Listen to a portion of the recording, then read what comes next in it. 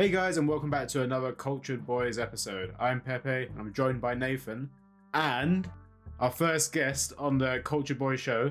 It's Wildeb33stPlays. Hello. Oh my god. There he is. Hello. It's the boy.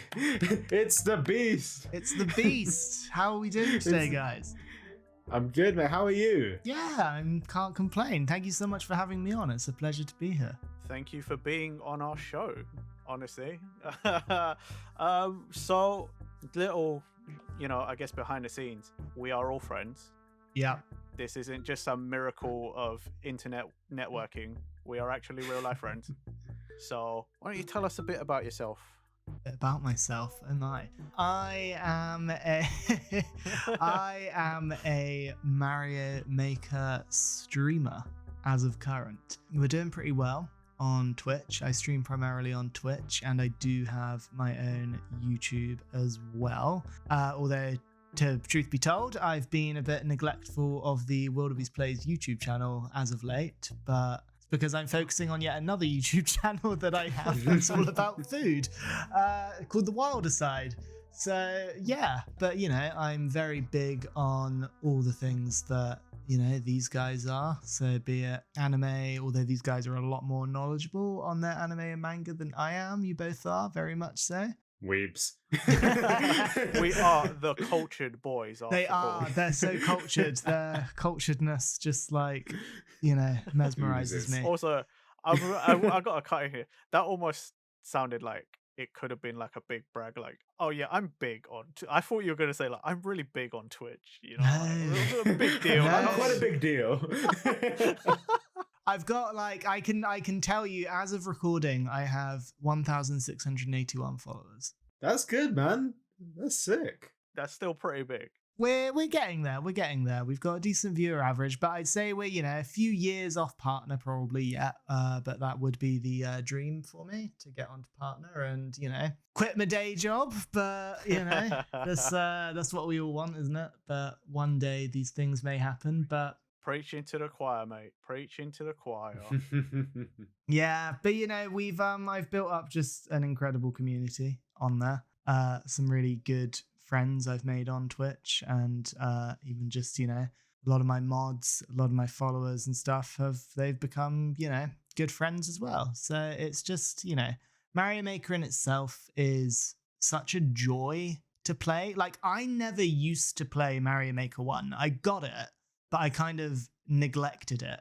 Like, I played it for a little bit, made some levels, but I was never much of a maker. But then I found this YouTuber called DGR Dave just before Super Mario Maker 2 came out, and I was like, oh, I wonder the kind of things that people have made on Mario Maker, like before Mario Maker 2 came out. And I was watching them, and some really cool styles of levels. Like, I'd never heard of a troll level before, all of these kind of things. And Miss Beast, as we call her, you guys know her, but the internet knows her as Miss Beast. Miss Beast was like, you could do that, Sam. And I was like, really? And she was like, yeah. So I was like, okay. And you know me, you guys know me. If I go in on something, I go hard in on it.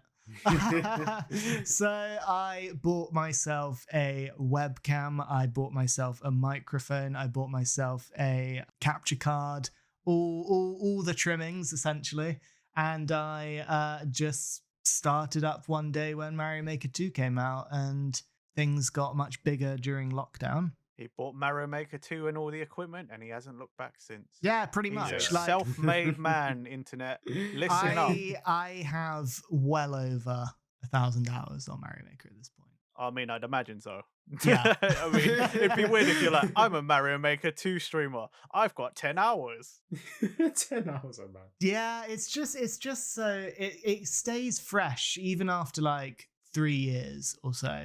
It stays fresh because people are still insanely active on it, and people are still making great levels, and people are still making crap levels, and you gotta love the crap as much as you love the good levels. You do. There's nothing I love more than someone sending a true piece of hot garbage, and it's just it's great fun.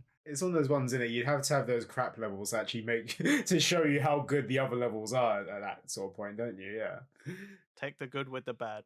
Yeah, exactly. And, if you see even my own creations, like from playing so many now, I'm still by no means a good creator, but I'm not bad these days. And when I put my mind to it, like I know the kind of things that work. I mean, I could still be better at the game and I try and get better, but I think I'm above average, but there's still plenty to be learned. But I just don't think my brain capacity lets me press buttons quick enough sometimes. I get you. Well, no, self-improvement with the Mario Maker and all that.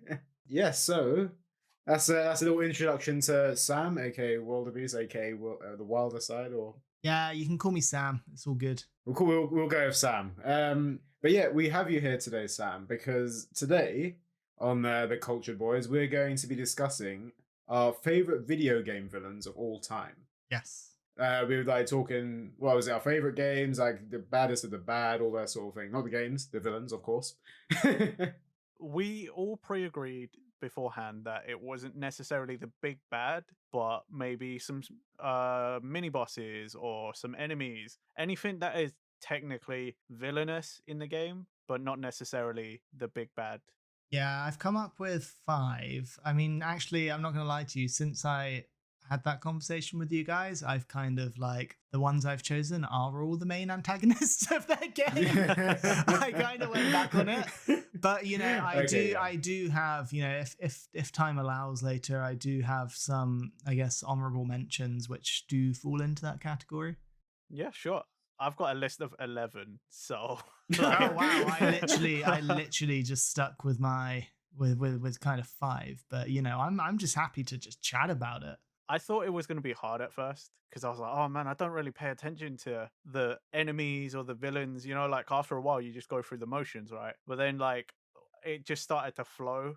And I was like, oh, that one. And I hate that guy and this one and that one. Like I probably could have easily done 20, 25, but I cut it down.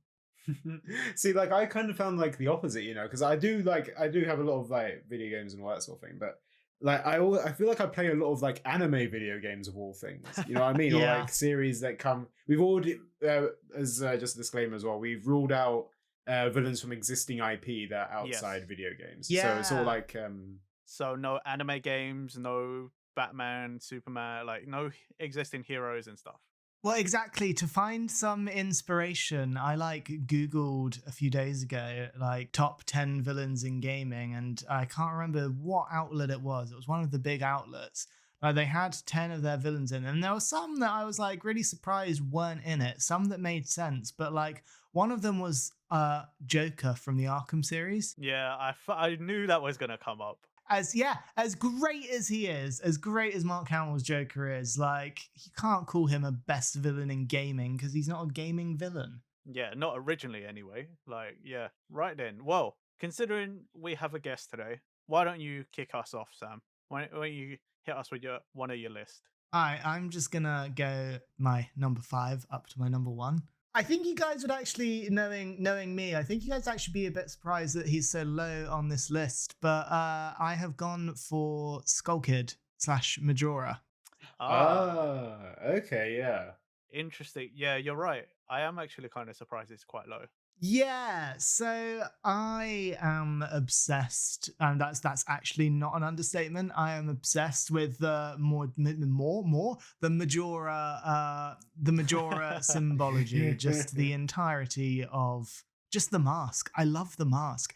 I have the limited edition 3DS with Majora's mask on it. I have a custom piece of art that Miss Beast got made for me with Majora on it. I have on my laptop and on my iPad, I have Majora decals. If I wasn't so afraid to tattoo myself, I'd have a Majora tattoo. I don't know. It's just, it's not just the villain in itself.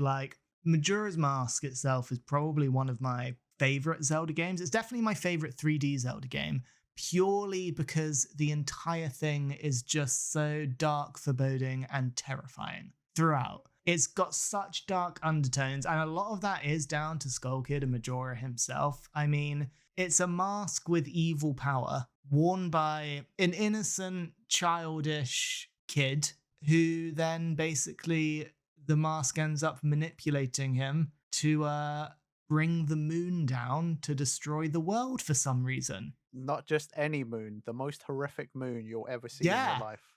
Gives me nightmares, that moon.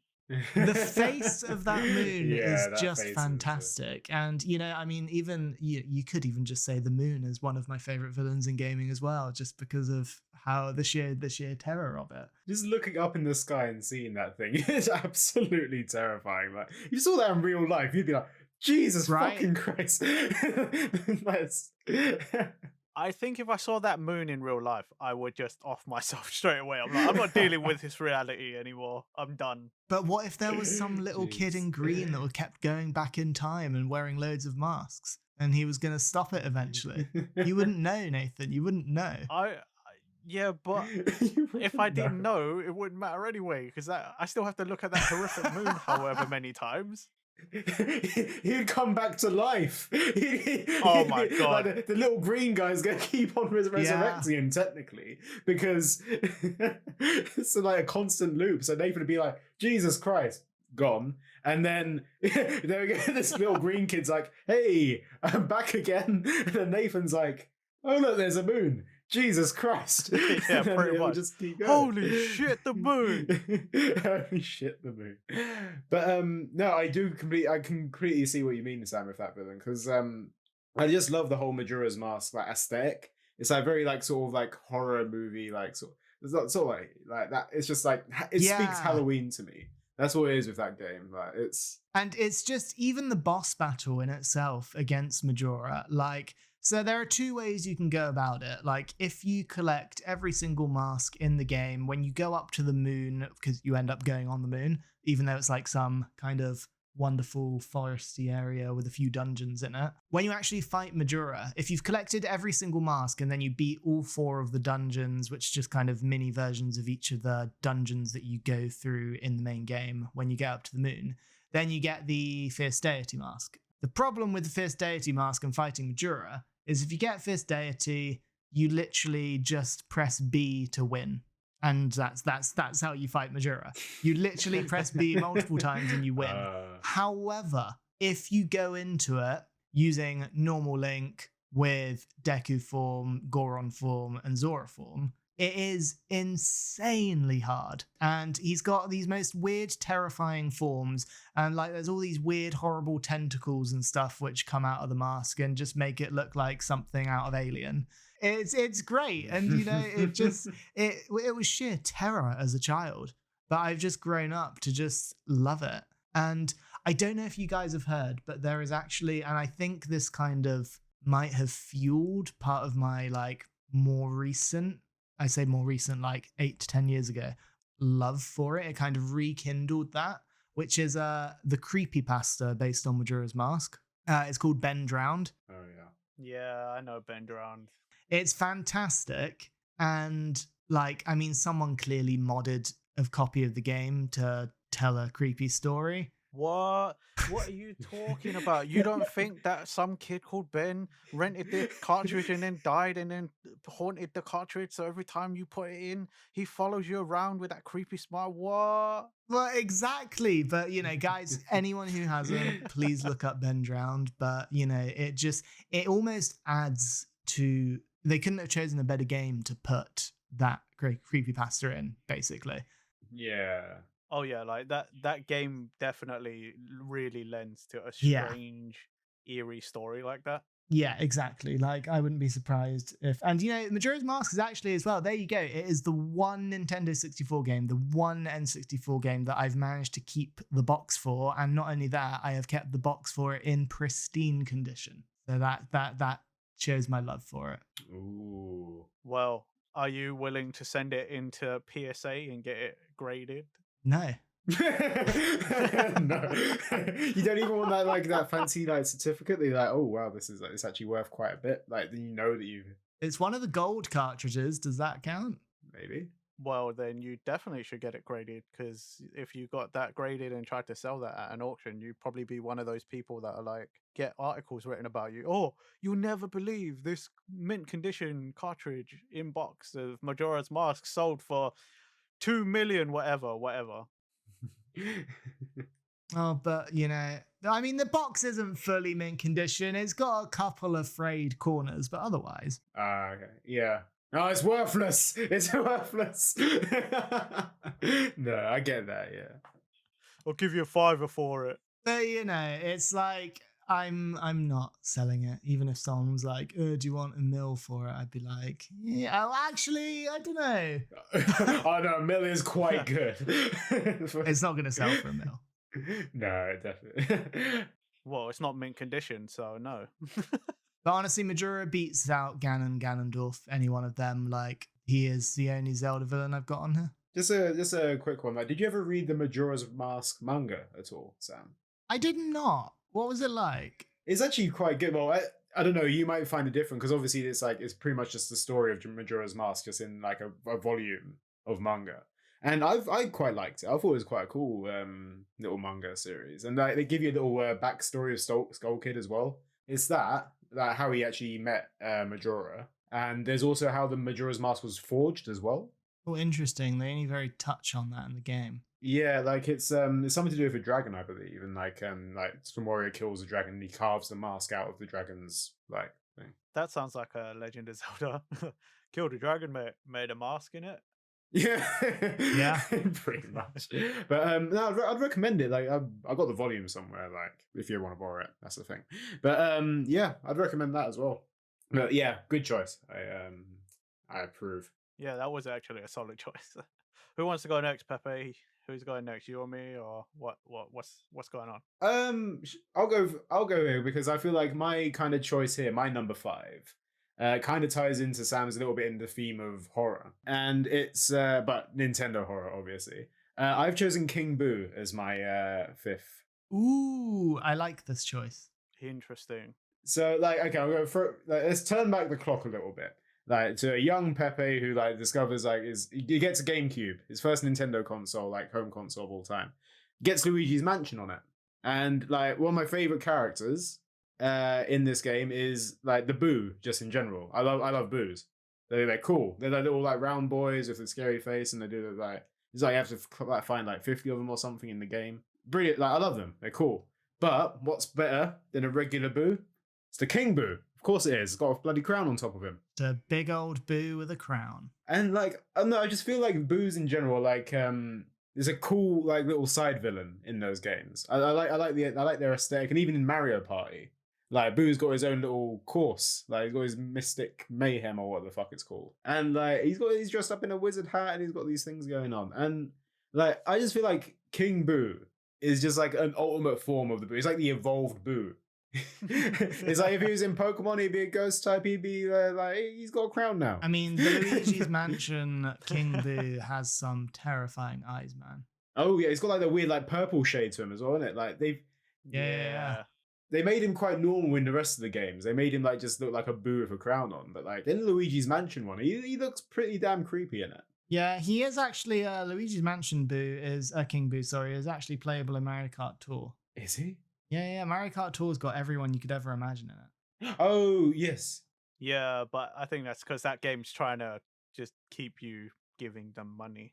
I forgot about that. I forgot about. I was thinking, for some reason I thought you said Mario Golf Tour, and I was like, well, but that just sounds like a general Mario Golf game. But yes, I actually do have that King Boo in Mario Kart Tour actually because I played it a little bit last year. So I've got the regular King Boo. I've got the Luigi's Mansion version as well. Just randomly when I picked that up last year. But like King Boo in general, like what was it? I remember playing Mario Kart Double Dash, and he was like one of the last characters you unlock with Petey Piranha. Yeah. Like the setup was awful. Don't get me wrong. Like I absolutely love those two characters, and I was pretty bad at it.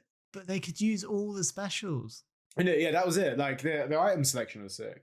I mean, they should have given them the Boo as their special weapon because that wasn't in the game. But that wasn't no. Like but I know. Like in my opinion, that cart setup was pretty trash. But yeah, you're right though. The item selection was good. But yeah, like if I get the opportunity to play any Mario game, like Mario Party, Mario like Kart or whatever, like Mario Golf, ever get the opportunity, I'll choose a Boo. But I'm gonna say King Boo is like the ultimate like hierarchical like sort of like royalty of the Boos because it's cool. Well, I mean, it's in the name. He is King Boo, like. Yeah, he's like King Boo. He's like King of Ghosts, not the Pump King of Ghosts like Yu-Gi-Oh, but like he's he's a big old ghost boy. Good choice. But yeah, that's like what I put that down as number 5. Nathan, let's have one of your 11. I guess I'll also go Nintendo. This one's probably, at least to some people, will probably be controversial, but I'm gonna say Tom Nook. Interesting. Okay, yeah. I wouldn't necessarily say that's controversial. He is essentially an antagonist of Animal Crossing. Some people are like, hey, he's cool, man. He's justified. Like, he's not a villain. He's just trying to help you out.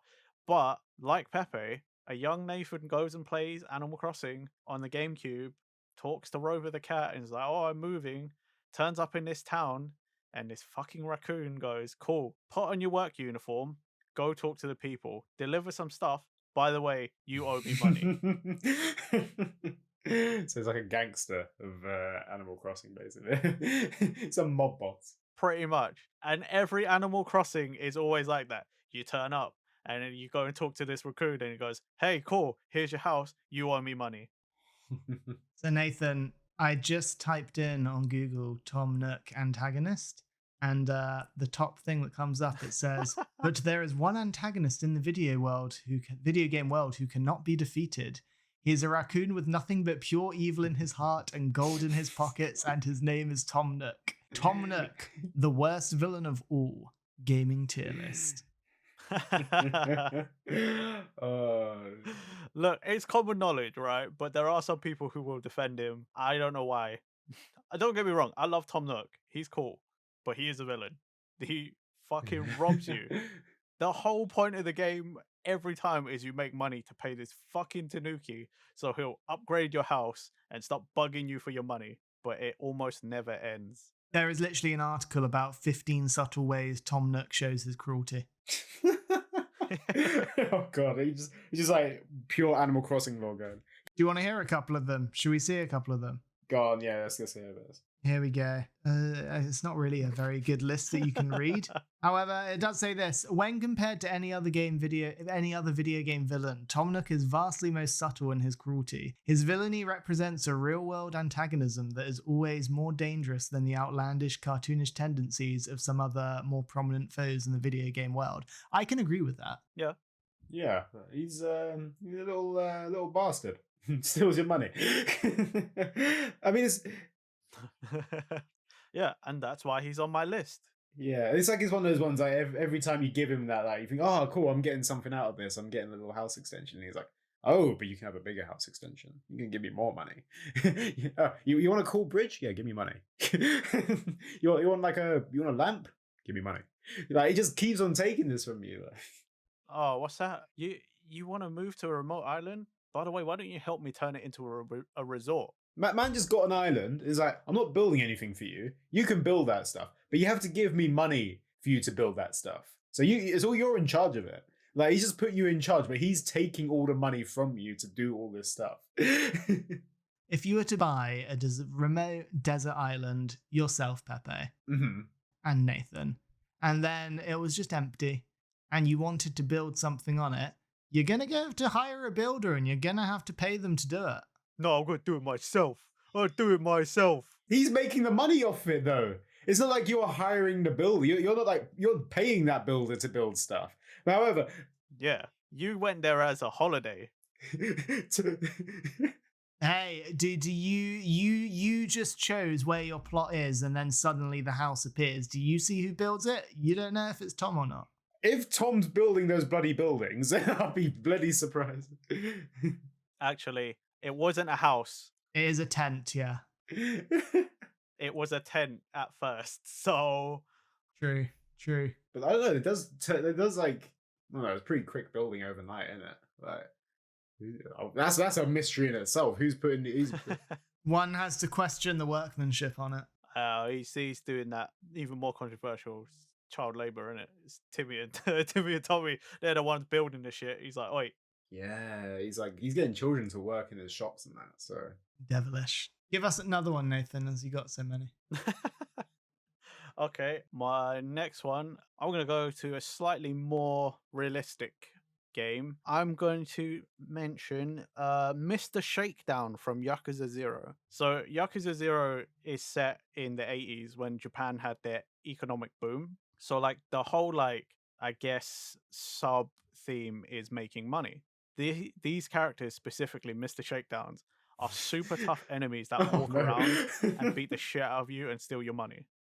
If you can beat him, you win money, right? You get way more money than you had, but they're fucking hard. The only way I ever beat a Mr. Shakedown was played most of the game, bought tasers, and beat him like that because he was stun locked. Otherwise, I would lose Jesus every Christ. time. I'm curious what these Mr. Shakedowns look like. Because the moment you mention the name Mr. Shakedown, it sounds like a TV, like sort of guy with sunglasses on. Who's got like some like Hawaiian jacket. So like, Well, you're not wrong, right? yeah. Mr. Shakedown in Tokyo is a big muscle dude with fingerless gloves, I think a camo vest and boots and like cargo trousers and sunglasses. And the one in Osaka has sunglasses Okay. and I So it's believe he's very wearing like a sort of suit. like gangster, but well, I say gangster, but the whole game is based on gangsters. Let's be honest. But yeah, Mr. Shakedown.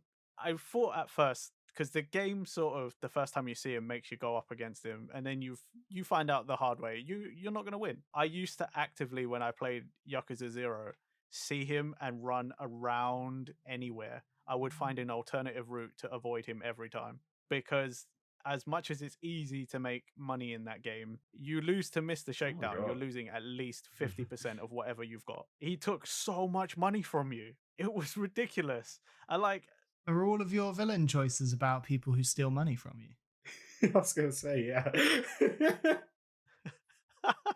no, not all, but Mr. Shakedown definitely I had to mention him.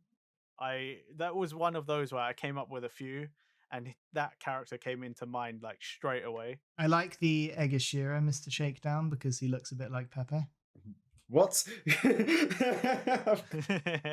He's wearing a hat, he's got glasses, he's got the same like face shape and face beard as you, and kind of dresses a bit like you.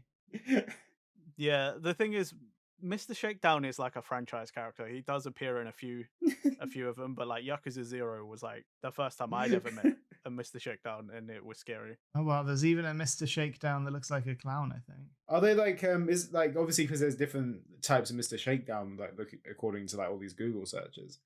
Would you say there's a harder Mr. Shakedown in one game compared to like Yakuza 0? Like, are there like, is it harder to fight them in different games, or is it Yakuza 0's one is particularly? I always remember him being pretty hard to fight, but from what I remember, Zero's the only one where he's actively walking around on the map, Looking for people to shake down. pretty much. Like I think in the other games he's either in like the arena, which is just a mini game, so you don't actively have to fight him, or he's like a weird like sub quest kind of thing. But yeah, Zero was the only one I remember where he's actually walking around. Sounds absolutely terrifying. Yeah. Love it. Go on then, Sam. Give us your number 4 then. All right, my number 4 is probably, as I said, someone that you guys may not have heard of.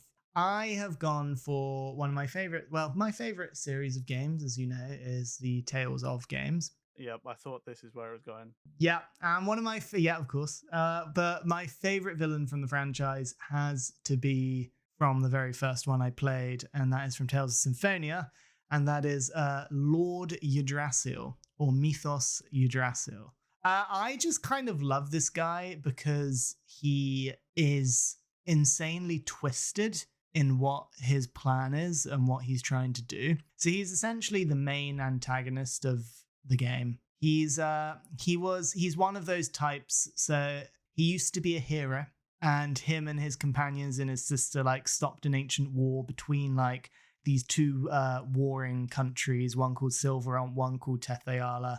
And him and his companions, like, they went along, and basically there are these big spirits called summon spirits that are bound to each element in the world. And Mythos, like, showed his power by forming pacts with the spirits, each of the spirits. And then they made a pact with the king of summon spirits. And in order to stop this war, they forged a sword. I think it's called the Eternal Sword or something. And like, this shows you his power. He then split the world in two, made basically these two separate countries into parallel worlds. So you have a world of Silveron and a world of Tetheala. His sister was then like killed in either like the subsequent like blast or just during the war. And it kind of made him go a bit mad with hatred and started hating humanity. And he kind of turned from Mythos into Yggdrasil. And her dying wish was like, she wishes like that everyone would become, there'd be no discrimination left in the world, essentially. And Mythos decides the only way that can happen is if he takes away the will of every single last living being alive, essentially performing some kind of lobotomy on the entire world. So everyone becomes a lifeless being. Uh-huh. Okay. That's his plan overall. Okay. He creates this church called the Church of Martel. Martel is the name of his sister. And he basically has someone every few years complete a ritual to find it, so he can try and find a vessel that is most suited to resurrect her. But literally everyone who goes on this pilgrimage in order to, you know, become the chosen of Mana is how he's like played it out. Basically everyone dies. Literally you walk into this like tower where the ritual is completed in the game, and the entire backdrop to this tower is just like thousands upon thousands of floating coffins. Yay. Okay. It's very morbid. It's just really dark and I love it. And he's basically just like very tall anime guy with long blonde hair and giant angel wings. Yeah, But yet he is obviously insanely twisted and evil, and I love him. he does like have like that sort of like, you know, it's like so like squeaky clean like exterior sort of thing. Where, you know, like they're so clean cut. They're like, it's villainous. It's that sort of like design about him. It's really cool though. Like it's I like that. I like the character design of him. Yeah, he's just so it's like it's a really cool mechanic which I think I've seen in some games but not loads, where the very first time you do come across him, you can fight him, but like Tales is one of those games where each of your attacks like will eventually do, you know, hundreds if not thousands of damage kind of thing. But the very first time you come against him, like all of your attacks are doing between like 1 and 20 damage, and yet he is like one-shotting you, and it's a fight that you cannot win. Well, I say that, I was actually thinking recently when I was writing this list, I'm sure there is, and I'm going to have to YouTube it, I'm sure there is someone who has managed to win that initial fight against him. Oh yeah, there definitely is somebody who has. Yeah, for sure. So I do need to look into that, but like I just really like that mechanic. And you know, as a kid, you're just like, wait, how the heck am I meant to win this? But obviously you weren't meant to win it, and like after the battle, like it just then cuts into a cutscene of everyone like, oh, we stand no chance against him. Pretty sure in the end he turns into like some weird giant, like, I don't really know how to put it. It's just like a giant blob thing. Is it like sort of like his like a beautiful exterior, but like deep down he goes into his true form, which is like some sort of like probably something like that. I think he manages to resurrect his sister at one point as well, using like one of your characters who ends up becoming the Chosen of Mana, and like she's just like, what the fuck, Mythos? Why? Yeah, she's like, why have you done this? Like, what's wrong with you, man? I did it for you. Yeah, exactly. But it was for you. I did it all for you. And she's just like, yeah, whatever. You're an idiot. You know, Yggdrasil, the Tree of Life. Yeah, Yggdrasil, yeah. I think it is Yggdrasil, but they call him Yggdrasil in the game, so I'm calling him Yggdrasil. It's spelt the same. I'm sure it's a weird dubism. It is probably some sort of dubism from back when, you know, maybe people didn't care so much to pronounce things the way they were supposed to be. Yeah, I mean, that certain tree is just like copied and pasted into a lot of just general RPGs at this point, isn't it? What are you talking about? It's not like every time I play a Dragon Quest, they always talk about the Tree of Life. Definitely. I mean, Tales villains. As far as Tales villains go, like there are some good ones, and they generally are like they've generally got the same kind of plan, as in like trying to Resurrect their sister. correct the world or do something about it. But it's just the way Yggdrasil goes about it that I just found fascinating and pretty. I think I picked up the game when I was like 11, 12 years old, so pretty dark for me to have to. Jesus. Have to deal with, but it's all presented in a really cutesy anime form, so that makes it all okay. Exactly. Oh mate. Right, okay, so should I go for my number 4 then, in which case? I had to think about this one because like I don't know if you've ever played the Portal games at all. I did. Good shout. I know what you're gonna say. So I think like you would think, oh yeah, I'll choose GLaDOS as my villain. He's gonna pick the cake, isn't he? I've gone the other way around. I've gone for Wheatley. Yeah, makes sense. For my villain, because I absolutely loved Portal 2. I didn't even play Portal. I played Portal 2 and then went back to Portal 1. I think most of us did, because I did the same thing. Yeah, but like I absolutely love Wheatley because like you get introduced to him and he's that guy that's like helping you through. He's like, oh okay, yeah, go do this, it'll be fine. Like he has it's Stephen Merchant as well, so he's doing these little jokes here and there, and it's quite funny. And then it gets to like halfway through the game, and like he's like, oh yeah, go like pop me in here and I'll sort stuff out or whatever. And then it's like, nope, I'm here to betray you. And like even though he just screws you over completely, like it's like he still brings through these like comedy performances, like when he's like an actual villain in the game. And like just his little one-liners here and there are absolutely fantastic. And like obviously you have like GLaDOS helping you through all that as well, and there's like some like banter between them, like just arguing with each other, these two like AI things. Oh man, I remember that. He just presents himself in such a Stephen Merchant way in it as well, and like it just works so well in being that villainous way because he's just still cheery about being the villain. It's great. Yeah, it's just like all that comedy that comes through. Like you think like when you think video game villain, you typically think like, oh, the big bad who's gonna like destroy the world or something. I did like realistically, yeah, Wheatley is just still an asshole, but he's like he comes through with like all this like holly jolly like comedy stuff, and it just feels like it just gives a different vibe off to a lot of different villains. So I just like as well. I absolutely loved everything about Portal 2. It's like great puzzle game, like doing all those little like missions here and there, and yeah, like he's just a funny little guy, little round boy. Yeah. Oh, the theme has come back. See, Nathan. Little round sphery boy. Are all of your villains round spherical objects? Just wait until I get on to my favorite Smash Bros villain. This is round. No, it's not actually, but it's not anyone from World of Light at all. I'm gonna rule that out now. That's not happening. Like the terrible villains. That was a really good one. I did Good shout. sort of hope you were gonna say the cake. That would have just been really funny, but It's the cake. It's a lie. exactly. See, villainous, isn't it? Yeah. Right. Oh god. Oh, go on, Pep. Why don't you give us your number 3? Give us another one. My number 3. Okay, cool. So I've gone for my number 3 for I debated on this one where I want to sit him on the list because he is an absolutely fantastic villain in this game. But I've chosen Persona 4's true villain. I've chosen Toru Adachi. Oh, he's gone and said it. Spoilers. Seriously, Yeah. spoilers. Big spoilers.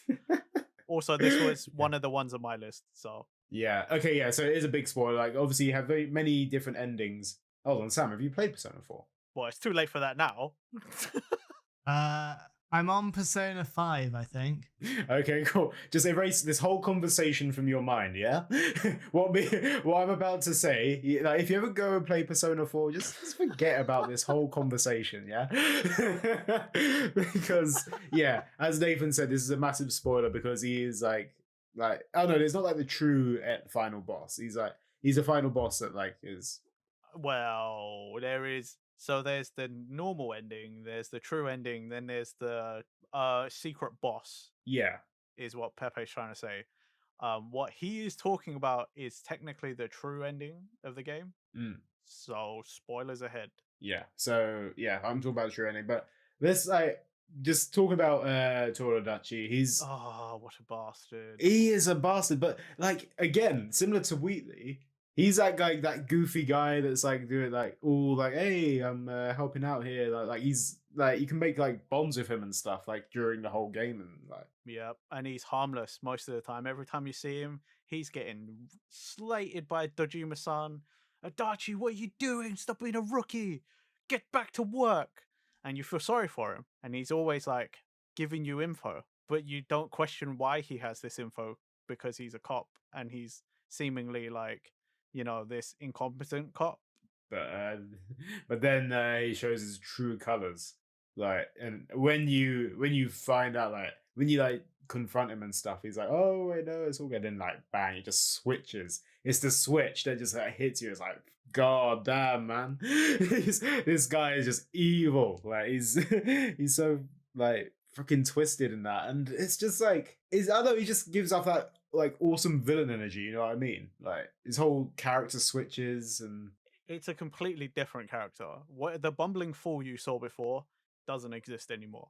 After you find out it's actually him, it makes it worse because of all the events of the game. I don't want to spoil it more than we have to, but like he basically does slap every single person in the face. He shows no loyalty to any of you not at all.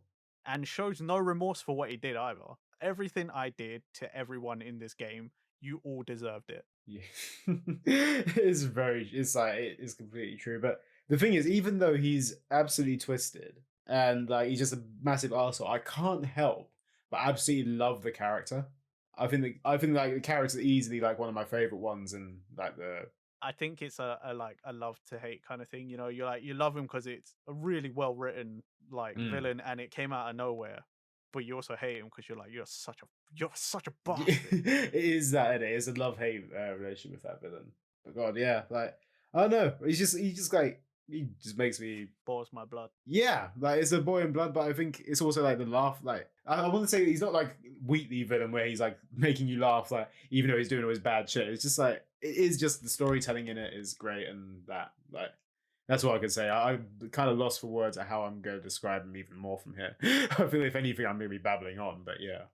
I will end it for Pepe by saying you spend so much time in that game, and if you've, like Pepe said, you built the bond with him and everything, it is the ultimate betrayal. That is basically one of your friends has fooled you the entire time and stabbed you in the back. Nothing more to say than that. Nothing more. I just came out straight with that spoiler, so it's fine. All good. By the time I'd ever play it, yeah, hopefully. I've still got like well over like 3/4 of Persona 5 to. Yeah, finish Persona 5 first. That's what like make that your aim, and then like go back to I don't know 3 or something, and then play 4. There we go. You'll have forgotten everything about Persona 4 by then. In what this conversation? Hopefully. Adachi who? Yeah, there we go. Yeah, see, he's already done. It's already working. Go on then. Moving swiftly on then. Nathan, what are you saying? I'm going to go for another slightly unconventional choice. Actually, which one do I go for? They're both kind of weird. Fuck it. I'm gonna go for the Creeper in Minecraft. No truer villain than the Creeper in Minecraft. Oh, okay, yeah, I get this. The first few times I ever played Minecraft, like I have been subject to brutal murderings. And that's the thing. It's like anyone who's played, that's a universal understanding. Creepers are bastards. They come out of nowhere. You could have spent hours on this nice building, gone. And the worst thing is sometimes their explosions just destroy some of the materials. Hopefully you didn't lose anything valuable. I let one in my house once. Jeez. Bear in mind, I've played Minecraft like 5 times in my entire life. But again, we've all done it. I mean, we laugh at you, but we've all done it. It is a universal truth. The creepers will find their way in, and sometimes you just end up letting them inside, thinking it's the best place, and then they blow up your chest, and you probably lost a bunch of your materials, or some of your good equipment, or you've they've blown you up and they've activated some of the sand that was hovering in the sky. They've updated the blocks, and now the sand has buried your shit. Or they've blown you up, and turns out there was a cave under you, and now you've got to try and get down like 100 something blocks to go get your stuff. Hopefully, there's no lava down there. You don't know. Just creating all these like absolutely awful situations right now, Yeah. and it's just like, it's like Everyone who's played Minecraft knows these situations. They happen Yeah. all the time. You can't avoid creepers unless you've got a cat, or you've seen them already and you've got bow and arrow, or you're brave enough to go and kill them with your sword. See, I'm that type of player. I'm like, oh, it's a killer outside. I'll go kill it quickly, and then I instantly regret it. Like, yeah, because that's how you always get a hole in your house, and then it's like, oh, I need to stay in one of your houses because it's safe. There's no holes in your wall.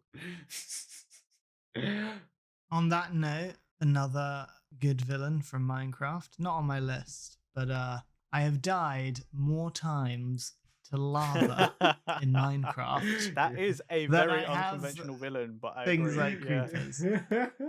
creepers. Lava in Minecraft is what up pipes are in Mario Maker. Yeah. Like, that would be another unconventional, just up pipes in Mario Maker. They're just impossible to go up. But no, seriously, like, lava, I think I died. Last time I played Minecraft was with people on a big community server, live on Twitch, might I add. And I think I died to lava about 4 times in a row in the space of about 20 minutes. Just after someone had given me a full set of diamond armor and a diamond sword. Oh. Yeah. Oh no. So that happened. Oh, that's painful. And Yeah. everyone's done it. I think it's the most awkward thing because like where you find diamond in Minecraft, there's always like some lava around it as well, Yep. isn't there? And you know when you like just start mining diamonds and it just falls into the lava, and you're like, Yeah. well, I'm not getting that back. It's like, oh, I can understand this. Or you know when you're digging around and you thought you covered it all, or you put the bucket of water down and you thought it all turned to obsidian, and then there's like another layer of it underneath, and you fall in and you're just like, well, guess I'll stop playing this now. Oh god, that's the one thing as well. Like when I'm going to say the awful combination here right now, it's when a creeper appears in a cave. And then you're by some lava, and it's just like you're trying to avoid this fucking creeper. Like I'll try And to the avoid lava. it. Yeah. And then you're running away from the creeper. You go into the lava. You're like, fuck, now I'm on fire, and this thing's approaching me. Then a fucking skeleton archer appears behind you, starts shooting freaking arrows. It's like literally a nightmare situation. Oh, but yeah, creeper. Like the thing is about the creeper as well. Like, what is it actually modeled after? Apparently, it was originally a pig model that somebody was messing around with the parameters, and then they changed something and it basically turned into the creeper. And apparently it was apparently some sort of bug where this specific model just would blow up. It would find you and blow up, so then they thought it was pretty good, so they left it. That's apparently the story of how the creeper came around. Interesting. Okay, so Quite like that. it's not even like properly designed in like any particular way. Then they're Yeah, just, like, apparently it messing was around. a accident, like a happy accident, and it's now one of the most iconic things in that game. It is, yeah. Like, I mean, it's just there. I think it's like just quite iconic in like any video game history just as in well. general. Like, But again, I think yeah. it's because it's so prevalent. Like everybody knows it. Because like at some point, most people have played Minecraft or seen someone play Minecraft or something, right? But at some point, you would run into a creeper. And if you're playing with experienced people, you normally will hear someone freak out really hard and be like, what is it? Oh, it's a creeper. Run, fucking run. Yeah, jeez. The wasps of the video game world. Well, I mean, they got bees in Minecraft. Yeah, but wasps. Well, like wasps will go out of their way to fucking harm you. It's like a creeper. True. They'll just come at you for no reason, just kill you. Very true. Go on then, Sam. What have you got for us? All right, so my number 3. It's funny I should put them as number 3 because I've never, like, despite multiple attempts, never finished the game that they're from. Interesting. But I've kind of just put them in here because so it's Sephiroth. Oh, okay. Ah, I've put Sephiroth as number 3. And like my main reason behind this is he's insanely cool. He's one of the most iconic villains in gaming history. Yep. And I find that fascinating because I think he's great. I don't know much of his abilities and stuff. I don't know loads, but I know who Sephiroth is. I think he's really cool. It makes me want to play the games more. I know a little bit about him from, what you learn in like the first 10, 15 hours of Final Fantasy VII, or similarly in what you learn of him in Final Fantasy VII Remake and stuff. But like, I mean, the fact that a single villain out of, what are we on, 14, 15 games of Final Fantasy now? Well, technically more than that. Well, yeah, exactly. But one single villain it has just become so synonymous with video game villains, and just with, I think it's a remarkable feat. And he's just great. He's just cool. And he's got a banging theme tune. He has got an incredible theme tune.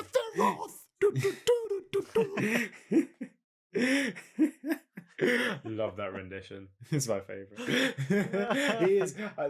I mean, I once, as Pepe knows, at uni, I made a Dragon Ball Z AMV of Goku and Vegeta's first fight to One Winged Angel, and literally, the song's 8-9 minutes long. So everyone, the whole idea is we had to make a music video for a song of our choice. Everyone's done these like 2.5-3 minute long songs. I choose this 9-minute one and make everyone sit through 9 minutes of Dragon Ball Z.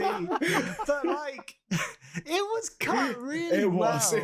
And you've got to like, sometimes things like the music and things like that, their themes when it comes to video games, I think do go hand in hand with the villain. And just the fact of how great that is. I mean, yes, I know One Winged Angel is technically from Advent Children? I think something like that. Yeah. But I mean, even so, like, it's just great. And he's great. And, no one doesn't know. No, yeah. And for that reason, like, I wouldn't say he's necessarily one of my favorite villains, but I just kind of wanted to put him on the list and shout him out for the reasons I've given. Yeah, no, it makes sense. I mean, even in other games he's always pretty difficult. Like, the next thing that comes to mind is like when you fight him in the Colosseum in Kingdom Hearts 1. Kingdom Hearts, yeah.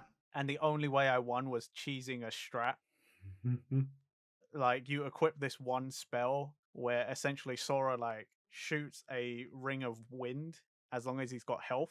Almost like, in Legend of Zelda when you got the Master Sword and you don't take any damage, right? Yeah. It's basically that, and you just keep your distance from Sephiroth, Just staying out of his, staying out of his reach as best you can. Like, I never beat Sephiroth. I think in Kingdom Hearts 2, you fight him again, or you can fight him again, and I lost instantly, and I just gave up, because I was like, I'm not doing that. I don't know if he was in 3. I don't think he was. I mean, it makes sense because I mean, his one of his moves, like in the actual game, like it just does 9,999 damage to all of you, and I don't quite understand that because do you have more than 9,999 health, or does everyone just die every time? Must be it. It must be just the instinct. I need to get to the end to play it. To be honest, I think they just put that so it's like just to show it's like too powerful. I don't think it's supposed to be a specified number. It's just to be like, it's a one-hit kill. You understand from seeing the number straight away that you would never survive that. That's fair. Yeah. He is just so insanely powerful. There's like so much like dark energy that comes from him. Like as a general character himself, like the design and stuff is just like it just speaks evil. Like where like you have like two kinds of villains. You have like is it Mythos? Mythos, sorry. So you have like Mythos, who's like sort of like again they like opposite sides of the spectrum in it compared to like Sephiroth and Mythos. Like Mythos has that sort of like angelic feel to it, and then Sephiroth is literally like the other side of that coin, where he's like angel of death, pretty much, with his massive fucking sword and like black cloak and all that sort of stuff. I mean, he is also an angel. He's got one wing. He is a one-winged angel. One black wing. Yeah. They're always angels. Got to watch out for them angels. I feel like angels in video games are a lot more sinister than like because they always like have that sort of like perception of like, oh yeah, they're all squeaky clean angel motherfuckers, and then like turns out all the angels are evil. Yeah, but I think it goes back to what you were talking about when Sam was mentioning Tails, is that, Mm. so squeaky clean, but it's hiding something, like Yeah. So it's for the greater good, all this stuff that we had to do, all these genocides. Well, yeah, Sephiroth's a hero. He's a soldier. Like Cloud looked up to him, yeah.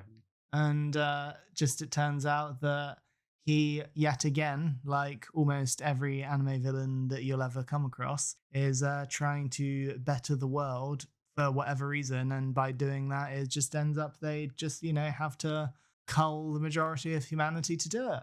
Sam, it's not a cull, it's a cleanse. Cleanse, exactly. They're cleansing the world of the filth.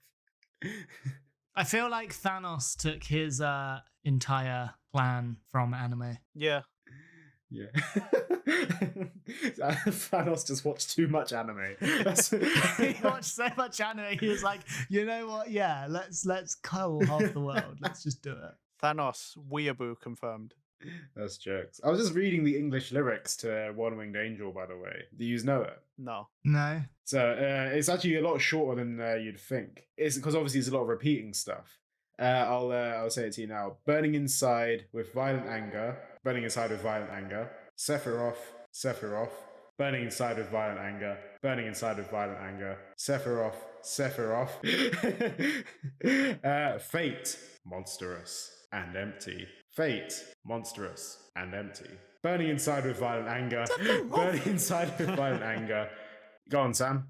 Sephiroth. There we go. Sephiroth. Come, oh come, do not let me die. That happens 4 times. Okay. I would say it 4 times. And then more violent anger. No more violent anger anymore. It's the winged one of the lower reaches. Oh come, oh come, do not let me die. Again 4 times, and then Sam, finish off the song. Sephiroth. There we go. That's it. That is the lyrics to One Winged Angel. Wow, that took some writing. It did. Considering, Sam, you said that you made people watch 8 minutes of that. 9.5 minutes. And that's all the lyrics to it. It's 9-minute long song with just those lyrics. Kudos to the writers. Yeah. I mean, it is still an epic song regardless. Oh, yeah. Great battle music. All right, Pepe, give us your next one. Okay, so this is my number 2. And again, a game that neither of you has already played. It's, again, kind of a spoiler. Very similar vibes to Adachi. Is this your true theme of your list? Is that you're going to spoil things for people? It's basically 3 of my villains are betrayal villains. So my choice for number 2 villain is from Blaze Blue. It's Hazama. So I don't know how much you guys know about Blaze Blue. I don't even know who that is. All I know about Blaze Blue, Pepe, is that you have it. Okay. So Hazama is bit back. Right, I'm gonna sit down, guys. I'm explaining the plot to Blaze Blue as best as I can. Right, okay. So Blaze Blue, the big bad in Blaze Blue is called the Novus Orbis Librarian, otherwise known as the Library. And they all have different sectors, and all these different animated sort of people in charge of different things.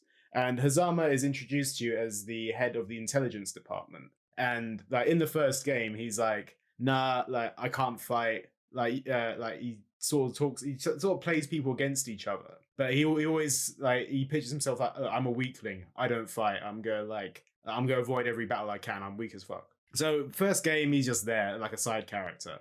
Turns out, end of the first game, Hazama is actually a fucking bastard. He's like that snake. He's like a snaky guy. He's like I don't know, snake.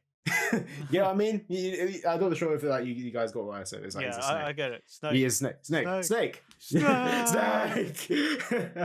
But so yeah, he's like sort of playing people against each other, and his true identity is this guy called Yuki Terumi, who is one of the 6 heroes in Blaze Blue.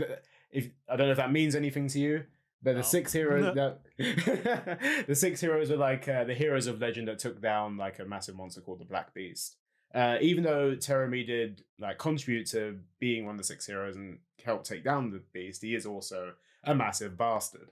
And he's come along again, and he's like he's fucking shit up, and he wants to resurrect the Black Beast because he wants to like fuck more shit up.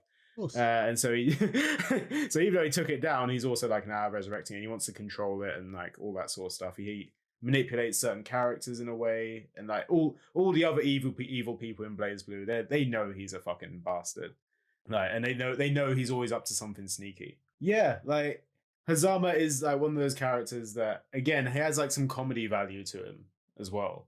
So like he's sly, and he's one of those guys that will like he's just a troll in a way in his persona. He's just like like he calls people like sort of cute nicknames, but he's a bastard. And like if everyone you know what I mean, like, I'm going for the certain words here, snake and bastard, you get in the general feel of it. But he's just a cool character. He's got a cool design, he's got green hair, he's got like a little like trilby thing going on. Never trust a man in a trilby. Never trust a man in a trilby. Doesn't Mr. Shakedown have a trilby? Only one of them. Probably. Yeah, one of them does. But it's funny as well because in BlazBlue Cross Tag Battle, obviously you've got BlazBlue characters, you've got Persona 4 Arena characters, and Under Night and Birth characters, and Ruby. And Adachi and Hazama, they have like in like sort of, you know, like dialogue. Of course they do. Yeah. Bastards. So like sort of like they come from like, what was it, authority figures, and then they're obviously bastards and betraying everyone. So of course they work together, which is why I had to put Hazama and Adachi quite close to each other on my list. Makes sense. Because they are just general similar characters. I don't know, if you ever want to play BlazBlue and go into the story of it, it's like a visual novel with fighting in it. So like check it out. It's a good one. I think I've mentioned it a lot of times on this channel before. Yeah. But but no, yeah, Hazama is just a cool villain. Yeah, I can't play as him. Sorry, that noise was the cat. That's another thing. Hazama hates cats. So they. Well, there you go. Cleo, Hazama hates you. Whoever's editing this, Photoshop a picture of Sam's cat into the thing, into his picture, and then just like show that. There we go. We're talking about villains. This cat is currently trying to eat my arm. Is it? He's feeding. Yeah, but that's real life. That's real life, not video games. So it doesn't make the list. I could put her in a video game. You could actually. Yeah, it's definitely a possibility. Pepe, next time I see you, load it up and we'll play some BlazBlue. Yeah, for sure. It's a good old fighting game. Like you're good at fighting games, aren't you, Sam? You play Tekken. As long as it's not Pokken, we're good. Okay. I've got to tell people this. I just for that single reference, I made Sam completely quit Pokken Tournament. I haven't played it since. Using a chandelier. You like.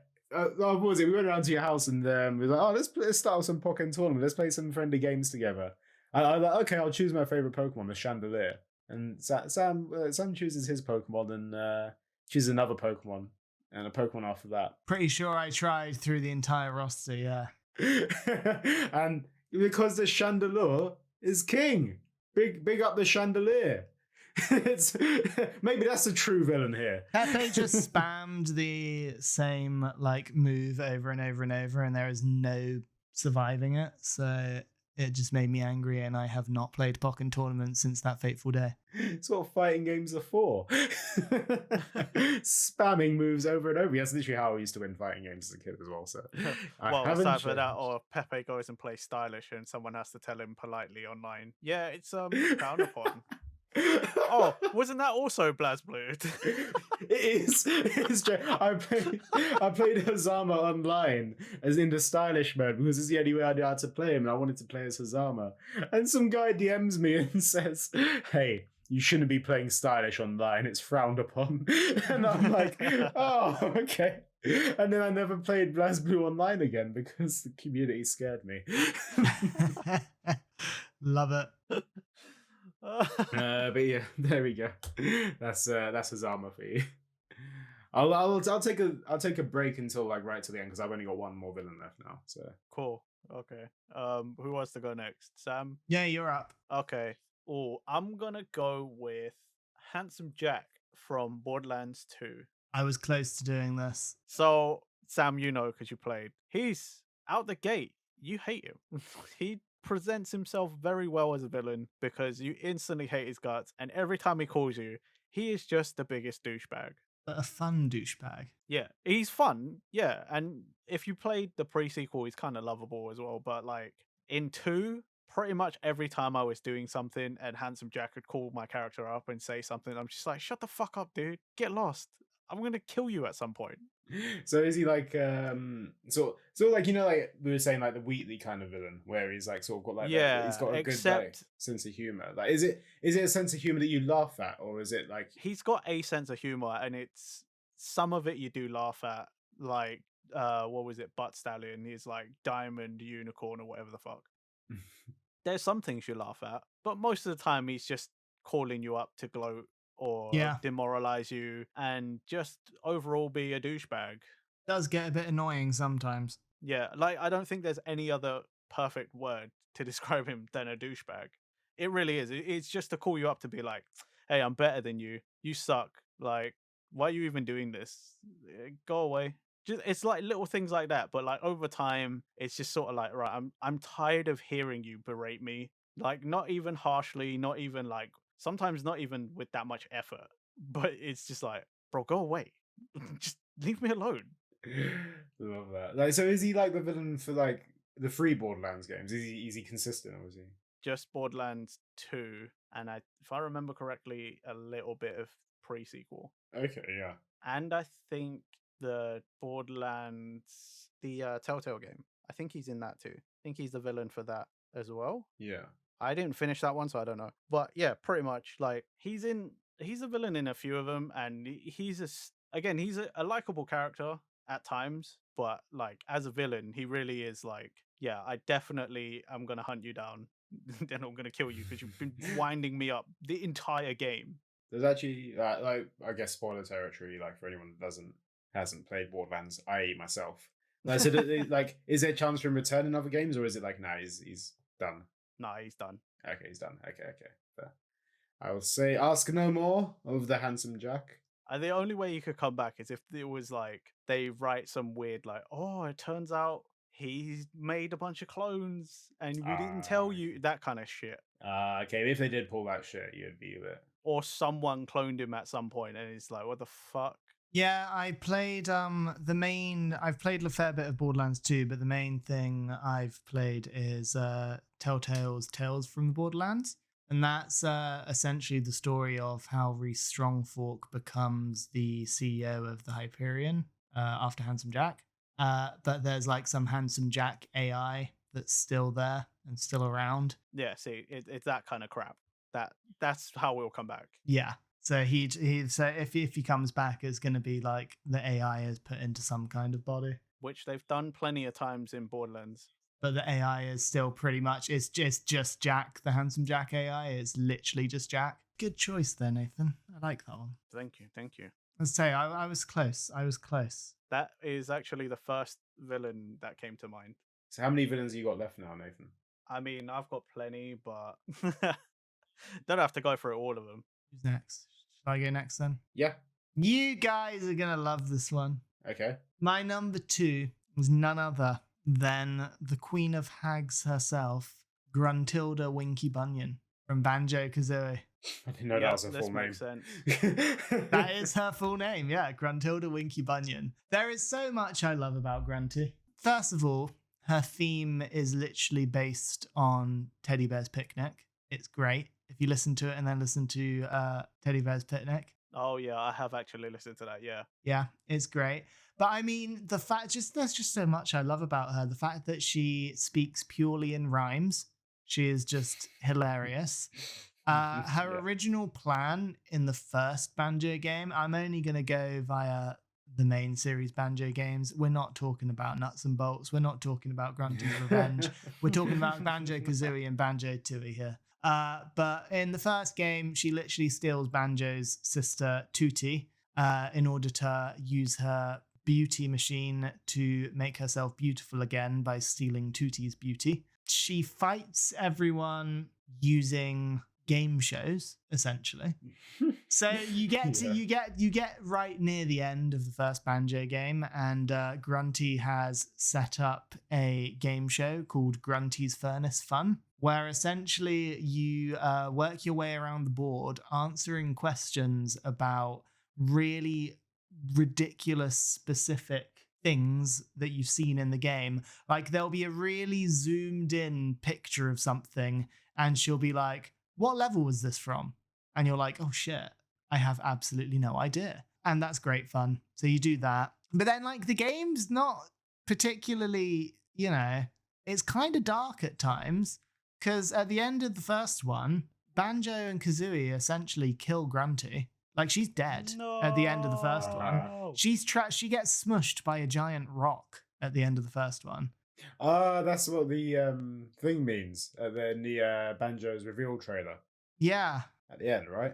Where he crushes K. Rool. Okay. Yeah, she's crushed by a giant rock, and then she has two sisters. Well, she's got three sisters, but she has two sisters in Banjo-Tooie who come to try and save her. So there's Mingella and Blob Elder. So they essentially want to recover her body and want to like resurrect her, but they use some magic to lift the rock off her, but the magic ends up restoring Grunty, and she's now basically her but a skeleton. So Grunty's now just trying to get her full body back, and in the process, she like decides to blow up.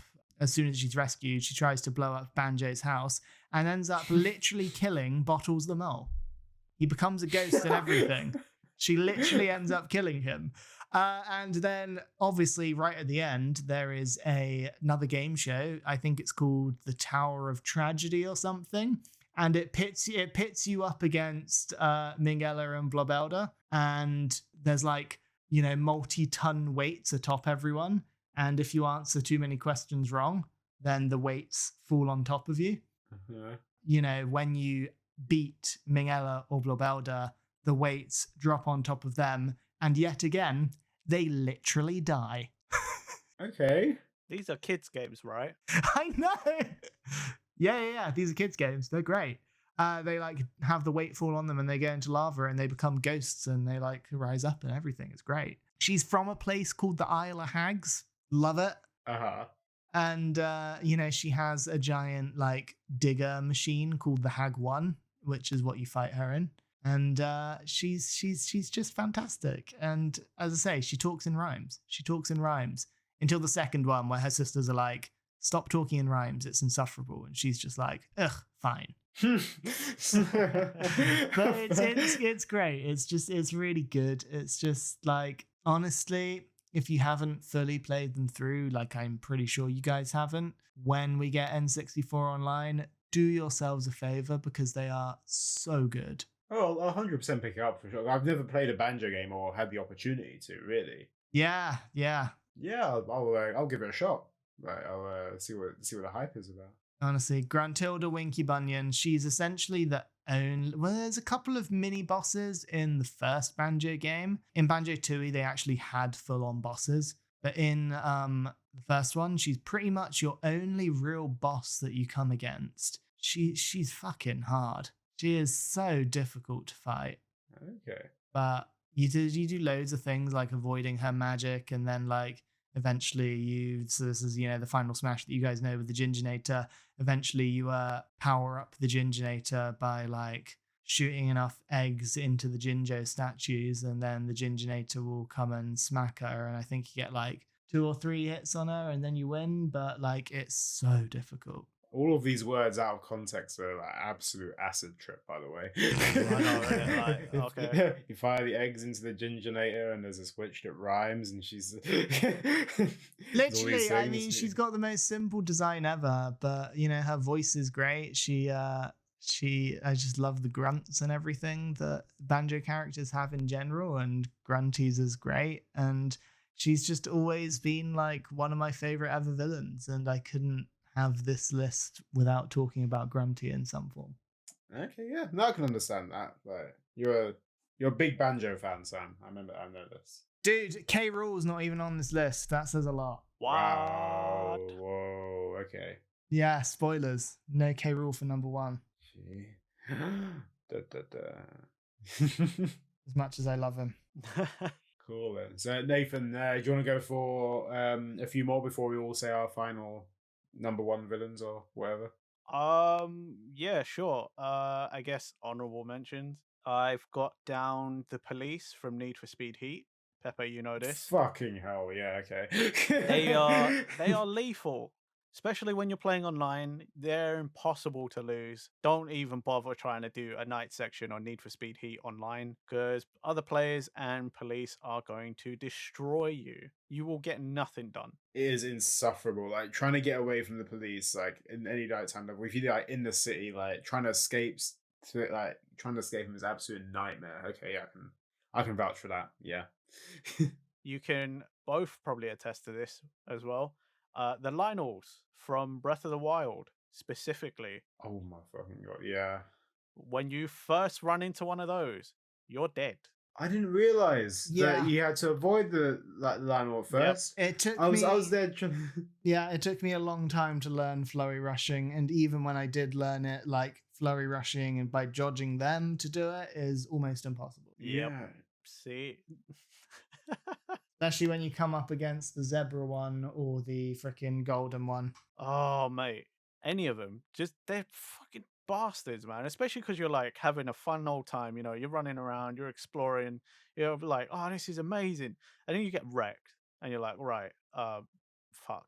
So if you play master mode in the very first area where you've got to do those 4 temples, there's a Lionel there. Yeah, I've heard about that. And I'm like, I'm never doing that. You know, fighting a Lionel with a woodcutter's axe or a tree branch or something. Yeah, no thanks. No, yeah, okay. That's a way to destroy someone's soul. Carry on.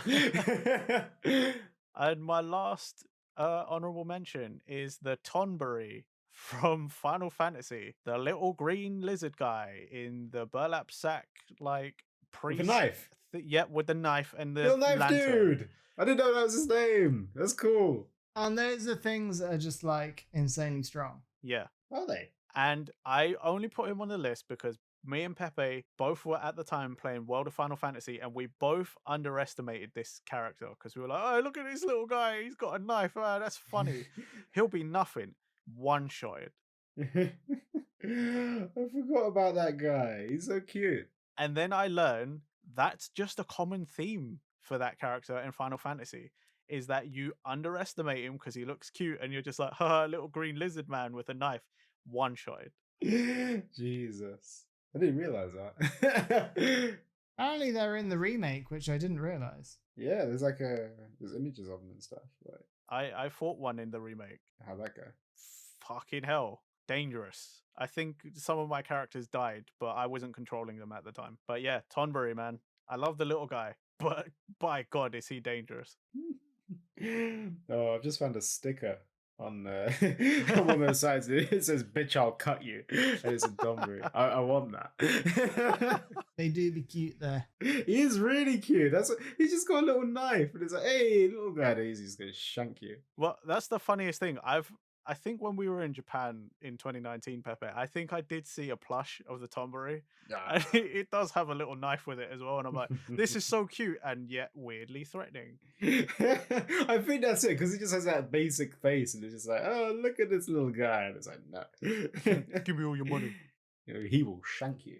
Oh, mate, he won't hesitate and you'll get one-shotted. Fantastic. Well, if we're doing honorable mentions, I've got one more. Go for it, man. Yeah, go for it. I don't know if you guys have fully played Super Mario RPG yet or ever. I haven't played it ever. I made it through a little bit. I think I just got Gino on my team, and then yeah. Well, you can. Okay, so you'd be relatively close to this guy. This is just before you get Bowser on your team, but his name is Booster. Booster, I think, is modeled off Wario. Okay. Essentially, when you first find Booster, he has his tower and he's kidnapped Princess Peach for the sole reason that he wants to marry her because he wants to try cake. And to get a cake, he has to have a wedding and have a wedding cake. So essentially, when Bowser's castle gets taken over by the villain Smithy, like Mario, Bowser, and Peach all go flying in different directions, and Peach fell, or Toadstool as she's called in it, Peach falls into Booster's tower. And so Booster's just like, look, now I can get married and finally try cake. So then there's this whole arc of he's got 3 Sniffit friends, which are, the shy guys that shoot pellets out. That's what they're called, okay. He's got 3 Sniffit friends, and like they're all just egging him on. And the dude looks like Wario, and he just kind of might be like, not early Wario, but just, I guess, Square's take on a Wario-esque character. It does look very, he's got Wario vibes. Yeah, exactly. And then when you the final kind of boss with him is like you don't have to fight Booster ever, but if he catches you behind some curtains, I'm not going to go into it, then you do fight him. The final boss with him is his wedding cake comes alive. Okay. So then you like end up beating up this wedding cake, and when you finally manage to beat the wedding cake, he just comes in and eats it, and he's just like, "Oh yay, I got to try cake," and he's like, "All right, bye," and that's the last you see of Booster. I mean, that could have been a hell of a lot less painful if he just sort of befriended Peach and been like, I've always wanted to try cake, and she would have just been like, "Oh, I know how to do that. I could just do that for you." Yeah, but that's Booster for you. Booster was great. I loved him. What? This is the best motive of any villain I've ever right? heard. What, he just wants to try some cake. Yeah, literally. He just wants cake. Oh, I love it. Cool. Okay, so the final villains then. Who wants to go first? You can. Me? Okay, well, my villain, my number one villain is gonna destroy all of yours, by the way. Is number one villain in all video game history. It's the Goose from Untitled Goose Game. So, but like the thing is, what I love about this game is that you're just a goose causing havoc in this little village, and he's just doing the most inconvenient things. Like, and it is just incredible. Like playing as this character, it's just a goose, and he's honking at people. He's like stealing their sandwiches. He's like taking their stuff. And they're trying to get it back. They're just stealing it from this goose and like, "Hey, you pesky goose." And then they go back to their like normal day job or whatever. Goose don't give a shit. Goose comes back and steals your shit again.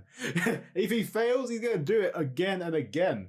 Like that's what the joy of the goose is in Untitled Goose Game. You're just there to be chaotic. And you don't often get to play as the antagonist either. No, exactly. That's what, like, out of all the villains I have, like, I like fighting against them or whatever. Like, they have good theme music, but Goose is like, he's a different vibe. He plays the goose, cause the chaos, and that's what I love. I just love causing chaos. So then I would kind of argue that you're the villain and not the goose.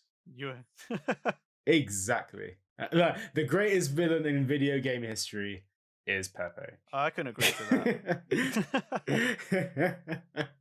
No, I just generally though, like in that game, it's just a fun like little puzzle game where you have to like work out different like strategies of pissing people off, and like what no other game speaks to me in such a way. Fair enough. Oh, so simplistic, like so colorful. Yeah, I love it.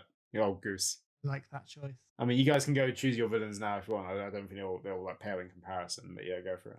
I kind of like hate that we have to follow that now. I thought you was just bragging before, just like chatting some mad crap, but like, no, yeah, it's I think you got me beat. Go on, Nath. Who have you got? Nah. Go on, Nath. Let's see. I have gone for Voss from Far Cry 3. Out of all the Far Cries, Voss is like the most iconic. So much so that like the guy who played him, basically now when he gets an acting job, he just plays as Voss, but with a different name. I need to like check who Voss is. Hold on. So like you've probably seen him. He's got a mohawk. He's got a red vest on. This guy. Okay, yeah, I've seen. Yeah, I know the one you're talking about. Voss was amazing. Like immediately you just feel threatened. He starts talking to you. Like he makes you feel small. He's in control. You're not supposed to try and fuck with him, but I mean, obviously you do because that's the point of Far Cry. nowadays is you overthrow whoever's like running the show because they're a tyrant of some sort. But like even the ones that came after, like Pagan Min in Far Cry 4, Joseph in Far Cry 5, they're good, but they're not as good as Voss. I get that. So it's like he's like just basically like pure evil kind of compared Pretty to much, like the other ones that kind of feel like they're in charge. Like he's just a bastard. yeah, like Joseph he's like a cult leader, so it's kind of weird. And then Pagan Min is an actual tyrant, whereas Voss is just like, I don't know, he's just like a weird. He's a rapscallion. I think he just like runs this strange militia or whatever. Yeah. But like Voss is the only one that I ever get excited to hear about, because like in Far Cry 6 there's going to be DLC where you can play as the previous villains, and the only reason I want to get that DLC is because I get to play as Voss at some point. Yeah, that's quite a cool concept. I like that. I've never played a Far Cry game. All I know is you can blow up a whole lot of shit, from what I know. Yeah, I've played parts of Far Cry 2 way back in the day, but I've never like fully then played through one. 3 was where it changed completely, so it's like a new game almost. Maybe I'll pick up the Giancarlo Esposito one. I mean, I'm getting Far Cry 6, so, and it's got co-op, just saying. Noted. We've all got PS5s now. Yeah, we all got PS5s. Yeah, I'm just saying, there's co-op. Just saying. Co-op campaign. Yeah, maybe. I won't get it. Yeah, that's the way Pepe saying, nah. Fair enough. Yeah, that's fair though. Okay. Go on, Sam. Who's your final villain then? So I'm sure you all saw this coming. There's no way a gaming villain list could go on without this character, especially as I'm a Mario Maker streamer. I couldn't not put the one and only King Koopa Bowser on this list. My boy. Yeah, I get that. So I have had to put Bowser on it. There is so much to talk about when it comes to Bowser. Let's start with how he changes size in every single game that he's in. Yeah, that is kind of strange. Yeah. No one knows how big Bowser is, but you know, maybe there's some crazy Koopa magic at work there, you know? Like, you know, sometimes he's similar size to Mario, other times he's, you know, just 3 times the size of him. Other times, like in Mario Galaxy, he's a literal giant for no reason. You know, it's... He was also like that in Sunshine. That last level, he's just fucking gigantic for no reason. Yeah, I mean, thinking about it as well, like, I mean, Sunshine also gives us the first time we properly get a motive for him capturing Princess Peach, which is that he has told Junior that Peach is his mother. And Junior, so he's capturing her so Junior can have a mother. At the end, he's like, son, there's something important about Princess Peach I should probably tell you. She's not really your mother. Mario is. But then, you know, as terrifying as this dude is, he just always loses to this little this little Italian plumber. But you know, Bowser's just great in so many other ways. Like all of the RPG versions of him, so Mario RPG, Mario and Luigi Saga, Paper Mario. Oh man, Inside Story, brilliant game.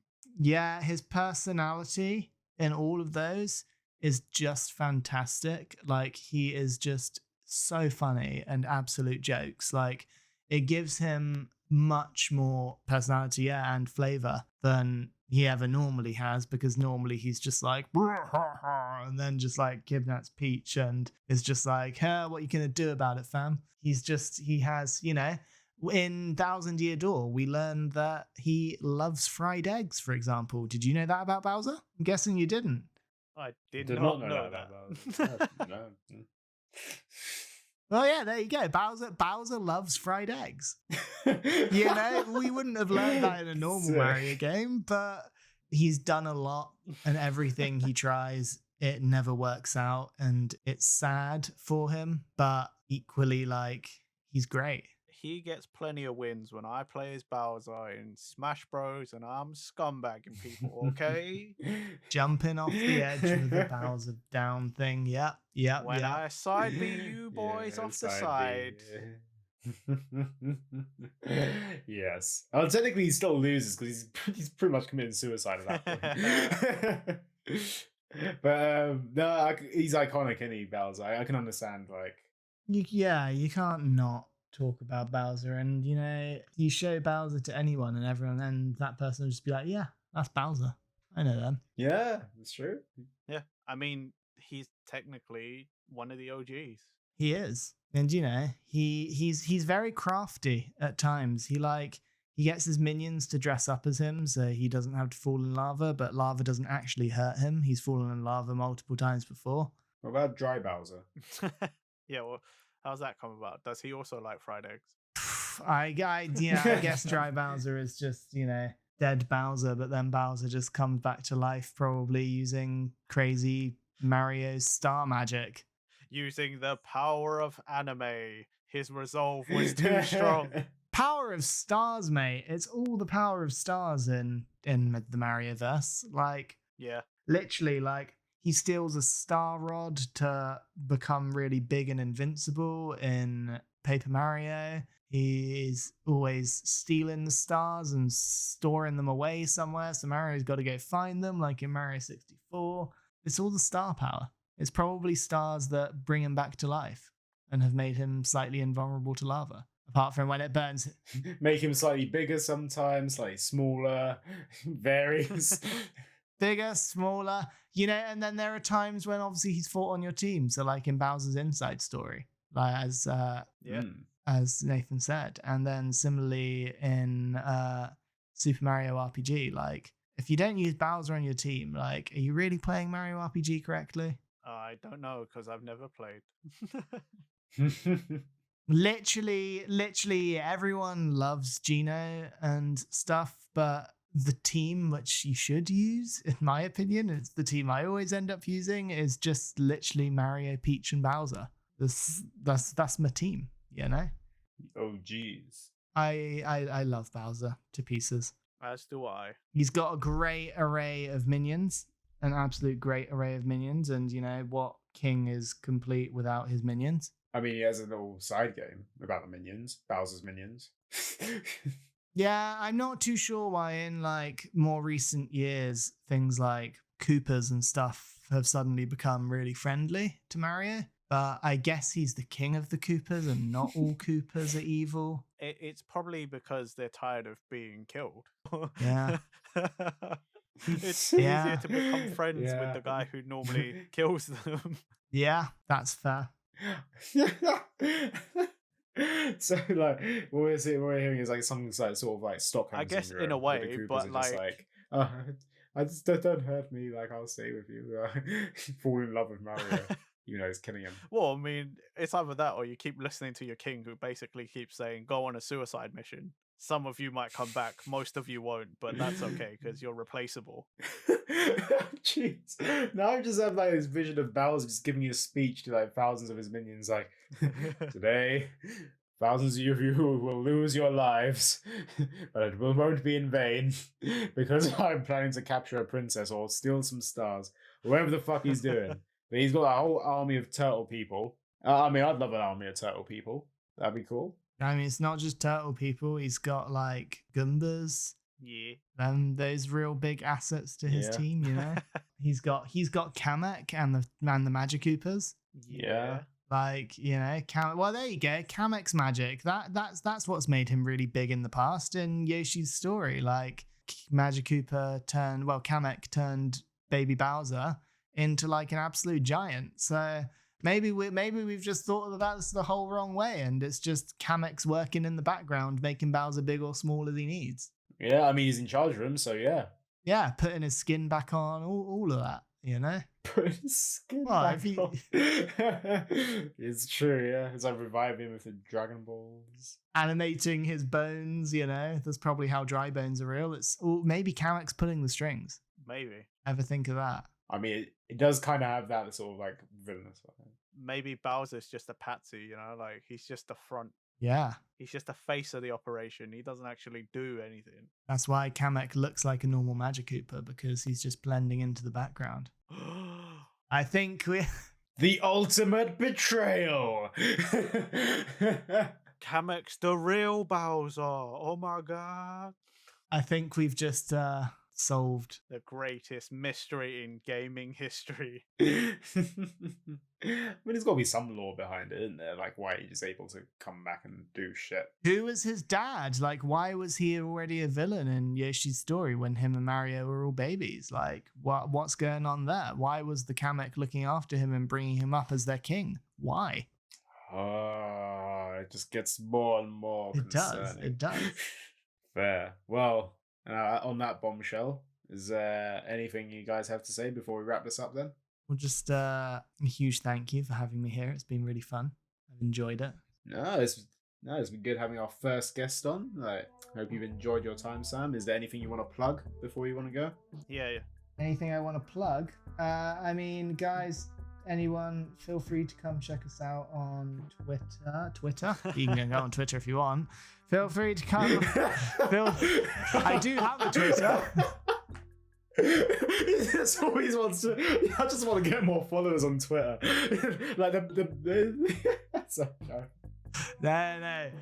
Come hang out on Twitch. So we do Mario Maker 3 times a week now. We're doing Mondays, Wednesdays, and Sundays. All BST times, evenings on Mondays and Wednesdays, all days on Sunday. Check out the YouTube if you like. If you like food, check out the Wilder side. I'm sure the boys will link below. But yeah, I'd love to see any new faces there. Nice one. Yeah. As mentioned before, we will be linking everything in the description below. So please do actually go click on those links. Give Sam a follow on everything. And just for us, don't forget to do the usuals. Like, favorite, subscribe. Hit that bell button so you get notified. And we will see you in the next episode. See you later, guys. Yes. Nice one. Thanks, guys. Bye. Bye.